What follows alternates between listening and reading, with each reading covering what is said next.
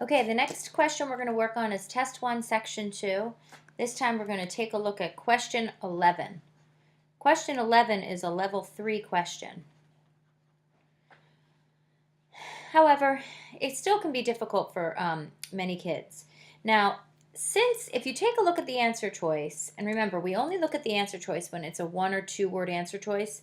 Since these have 2 words in the answer choice, I always think it's a good idea to take a look at them at the beginning because for a couple reasons. The first one is that you can pay attention to tone, if there is any in there.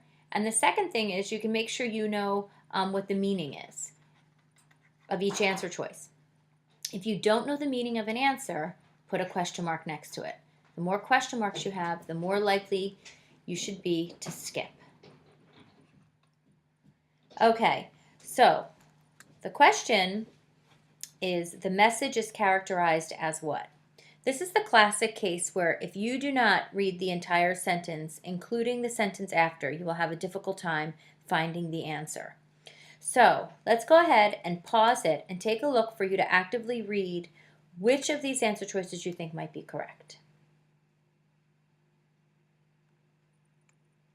All right, so when I read this, the message was sending a clear and powerful message to the descendants. A people cannot flourish without their life-giving foundations in the past. Then it goes on to continue to explain it, which is the full sentence after. And I can't stress that enough, that at least 25% of the time the correct answer is in the sentence before or after. So the message is that people cannot flourish without their life-giving foundations in the past, and the ties between those who came before and those who live now must be maintained if you are going to survive. So that's a pretty strong statement. The ties and the heritage must, which is one of those absolute words, be maintained to survive. So that's a pretty strong statement. I'm going to look for an answer choice that's equally as strong. So let's go ahead and start eliminating what some of the wrong answers might be. All right. First of all, veiled criticism. Veiled means hidden. They're hiding it. And I don't think they're criticizing anything. They're just stating. The message is that ties to their heritage must be maintained. They're not criticizing anything, and they're not hiding anything. So A is relatively easy to eliminate. B, cautionary advice.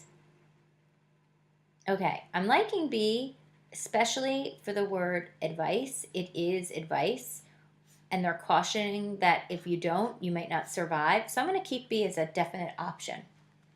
All right, C, questionable. If I'm going to pick anything with the word question in it, I've got to see those big old question marks. And I don't see any question marks, so C is an easy one to eliminate. D, nostalgic recollection. So nostalgic means fondly looking back at the past. Oh, let me spell that correctly. Fondly looking back. I don't see them looking back, other than maybe the ties to the heritage, which is what a lot of people would say. Maybe they are the recollection or thinking back fondly, but I don't see anybody saying that you have to think about good things in your past. They're just saying you need to continue to be engaged with your heritage in order to survive. So they're not fondly, which is too positively toned, looking back.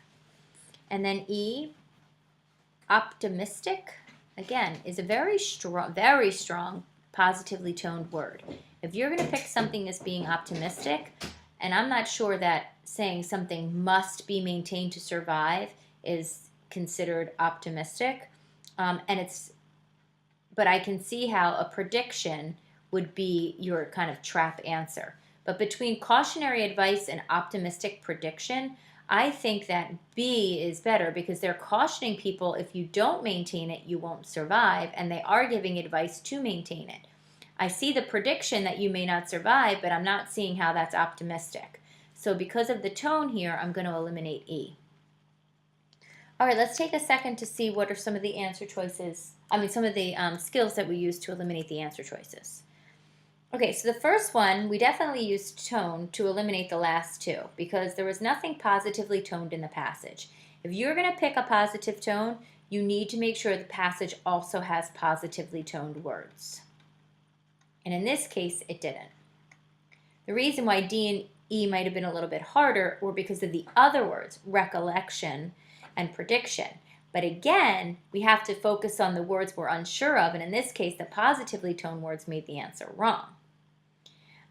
Concrete words and ideas also helped us, especially the idea, and the absolute words helped us as well. Well, I shouldn't say that. That's not really an absolute word, but one of those question marks. It's easy to get rid of questionable because if you're going to pick an answer choice like questionable, you got to see the question mark in there.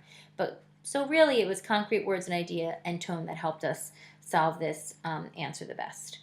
Okay, thanks for watching. Best of luck.